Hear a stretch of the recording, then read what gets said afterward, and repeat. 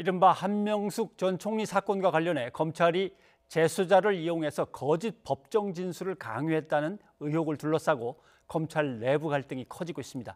양지열 변호사와 얘기를 나눠보겠습니다. 어서 오십시오. 안녕하세요. 되게 어렵습니다. 왜냐하면 한명숙 전 총리 뇌물 사건, 옛날에 이렇게 불렀었는데 이게 다 조작됐다고 자꾸 의혹 제기를 하니까 한명숙 전 총리 뇌물 조작 의혹 사건 이렇게 불러야 되니까 언론에서 그냥 한명숙 사건, 한명숙 전 총리 사건 뭐 이렇게 그냥 간단히 부를 수밖에 없습니다. 복잡해지는데 아무튼 당시 수사팀에서 재소자를 이용해서 거짓말을 하라고 교사했다는 진정서가 검찰로 넘어간 거죠. 네, 그렇습니다. 법무부의 진정서가 접수가 됐고요. 말씀하신 그 의혹이 나오게 된 계기는 직접적으로 정치자금을 제공했다라는 한만호 전 대표가 그렇지 않았다라고 법정에서부터 번복을 했고 최근에 이제 그 비망록도 이제 공개가 됐고요. 물론 그 당시에는 검찰의 법무부에서 법원에서 알고 있었지만 이후에 이 당시에 그 한만호 전 대표 같이 수감됐었다. 그러니까 같이는 아니고 이제 그 당시에 수감됐다가 그 얘기를 들었다는 사람이 한 사람은 실제 법정에서 증언을 했지만 본인이 위증을 했다고 스스로 나섰고 한 사람은 이 위증을 뭐 검찰로부터 받았지만 교사를 받았지만 그 부분에서 자기는 얘기를 하지 않았다, 증언을 하지 않았다라는 그런 사람이 있었고 또 말씀하신 것처럼 그 증언을 했다는 사람은 법무부에 이미 지난 4월에 진정을 했는데 이게 검찰에서 인권감독관에게 배당을 했습니다. 잠깐만요. 당신네 조직에서 이러한 조직적인 비리가 있었습니다. 그러면 저희 같으면 감사실로 가거나 감찰반으로 가야 되는 것 같은데. 당연히 그렇게 보이고요. 왜 그러냐면 두 가지 면에서 생각을 해볼게. 이게 인권감독관이라고 하는 건 2017년도에 만들어진 걸로써 그러니까 이른바 이 검찰 수사 과정에서의 뭐 인권 침해 사례가 있었다거나 내부 비리가 있었다거나 하는 거를 조사하는 걸로 이 고등검찰청에 있는 지검 5곳, 전국 5곳에 설치가 된 겁니다. 부장검사급이 하는 거거든요. 그러면 이게 단순하게 전 총리가 정치자금법으로 2년을 수감 생활을 했다. 그런데 그거에 검사가 이 부분을 그러니까 위증을 교사했다는 의혹이 나온 상황을 이게 단순한 인권침해 사례 정도로 볼 수 있을까? 재소자한테 진술을 강요했다. 요거는 재소자 인권일 수는 있는데 이 전체적인 거대한 범죄라면 다른 문제. 이건 어마어마한 사건이지 않습니까? 사실 그 규모에도 맞지 않고요. 또 한 가지는 이 인권감독관 제가 부장검사급이라고 말씀드린 이유가 뭐냐면 이미 2009년도에 있었던 수사입니다. 시작된. 그러니까 당시에 관여했던 그때 당시에 전현직 검사들 같은 경우가 상급자일 가능성이 훨씬 높죠. 그렇죠. 근데 상명하복이 분명한 검사 조직에서 이 뭐 하급자가 그게 가능한 일일까요? 뭐 검찰은 검사 동일체 원칙에 의해서 움직이는 거 아닙니까? 네, 검사는 한 몸인데. 한 몸이면 오히려 더 상급자에 대해서 들여다보기 어렵지 않을까. 그래서 이런저런 이유로 봐서 인권감독관에게 배당한 부분들이 과연 이 적합했는지. 물론 이제 대검 측의 입장은 애초에 이런 식의 진정이 들어왔을 때는 기본적으로 문제가 처리됐던, 문제가 있었던 곳에 배당하는 게 맞다라고 하는데 그러는 어떤 원칙이 이게 통용되는 상황인지가 의문이라는 겁니다. 더불어민주당의 김종민 의원이 여기에 대해서 강하게 얘기를 하면서 문제 제기를 했습니다. 검찰이 이렇게 다뤄서는 안 된다. 녹취된 거 한번 들어보고 다시 돌아오죠. 보통 검찰에서 사건이 이렇게 이관이 되려면 재배당 절차라는 걸 밟아야 됩니다.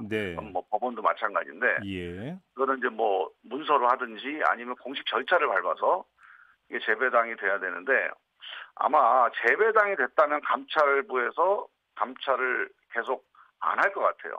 그래서 이 점은 지금 어제 법사위도 구성되고 했으니 국회에서 이제 아직 상임위 구성이 안 돼가지고 정확하게 이제 공식적인 뭐 그 질의나 이런 걸 해보지 못했는데 한번 법무부나 검찰을 통해서 확인을 좀 해봐야 될 사안입니다. 법사위가 사실 더불어민주당이 일단 위원장을 맡고 전체적으로 이제 장악을 하고 있는 거니까 윤석열 검찰총장 나오라 그러면 법사위로 가서 약간 조사를 받아야 되는 수밖에 없겠습니다. 일단 국회에 출석을 해서 소명을 해야 될 상황이긴 합니다. 그런데 이제 김종민 의원이 저렇게 의문을 표기할 수밖에 없는 게 그러면 아까는 제가 인권감독관에 배정이 된 게 좀 의아하다고 말씀드렸는데 법무부에서도 사실 이 진정서를 검찰로 보내면서 이 제3자 참조를 해서 감찰부를 딱 지정을 했습니다. 지정을 하고 보낸 거예요. 근데 이제 물론 사건의 배당에 관해서 법무부가 직접적으로 어디를 지정할 수 있는 권한은 없다고 합니다. 하지만 감찰본부에서 하는 것이 지극히 적합한 사건이었다고 하는 게 왜 그러냐면 감찰본부라고 하는 게 자체가 만들어진 게 2010년경이었던 거예요. 당시에 이제 이른바 스폰서 검사 의혹이 불거졌을 때 검찰이 자정적인 개혁의 작업의 일원으로서 만들었고 그래서 독립본부로 구성을 했고 외부 인사들, 검사 출신이 아닌 외부 인사가 저 본부장을 맡도록 한 겁니다.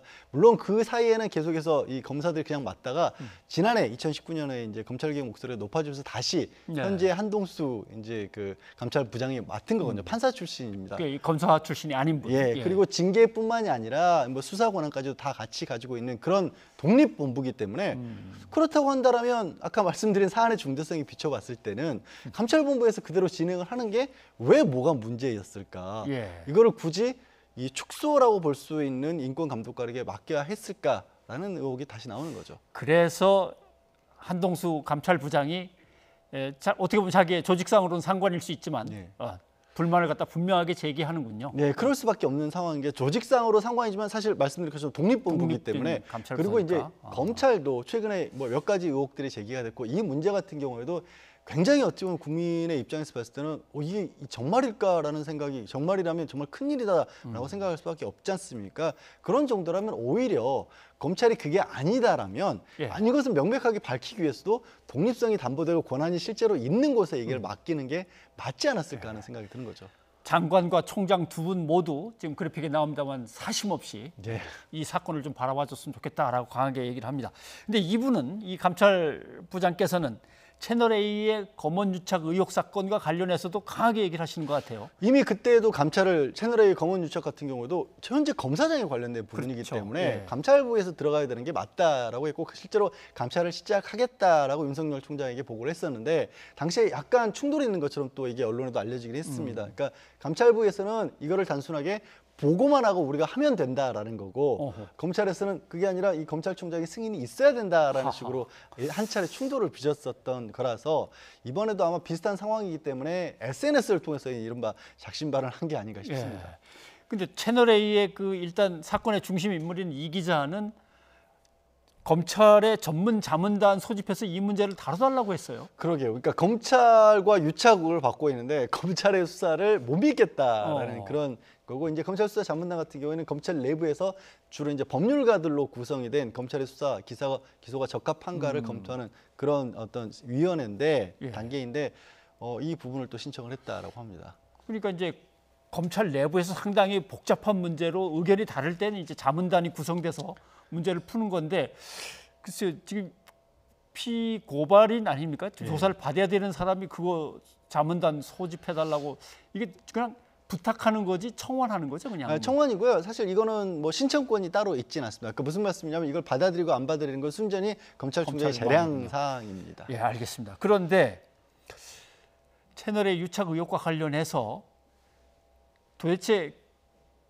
그 기자 뒤에서 이렇게 밀어주고 해보라 그런 사람이 도대체 신분이 뭐냐 이 문제인데 이게 밝혀진 건지 안 밝혀진 건지 모르지만 5번이나 통화를 계속했다라는 기록이 나왔다고 보도가 되는 거죠. 그건 통화 내역이 나왔다라고 말씀하신 것처럼 보도가 나왔고요. 근데 물론 그것만 가지고 정말 배후에서 뭔가를 조종했다라고 뭐 단언할 수 있는 상황은 아닙니다만 어쨌든 이 기자 같은 경우에는 해당 검사장하고 통화한 사실이 없다라고 부인을 했었거든요. 그러니까 그 부분이 없었다라면 모르겠습니다만은 통화 내역이 실제로 나왔는데 뭐 변호사랑 그 얘기를 했다거나 검찰의 다른 관계자랑만 얘기를 했지 그 검사장하고 얘기를 나눈 적이 없다고 했는데 문제가 불거진 2월, 3월경에 5차례가 이 통화한 게 나왔단 말이에요. 5차례. 그러면 왜 이렇게 압수수색 같은 것들이 늦었느냐? 그러니까 디지털 증거이기 때문에 검찰에서 신속하게 어떻게 보면 행동에 나섰더라면 확보할 수도 있었던 증거일 수도 있다는 거고 지금은 그 통화 내용 같은 경우는 삭제됐다고 하지만 사실 그거는 채널A 측에서 사설업체에 맡긴 거기 때문에 이게 정말로 복구가 불가능할 정도로까지 포렌식으로 지워진 것일지 그 부분도 한번 좀 따져봐야 될 필요가 있을 것 같습니다. 참 좀 어떻게 보면 황당한 사건입니다.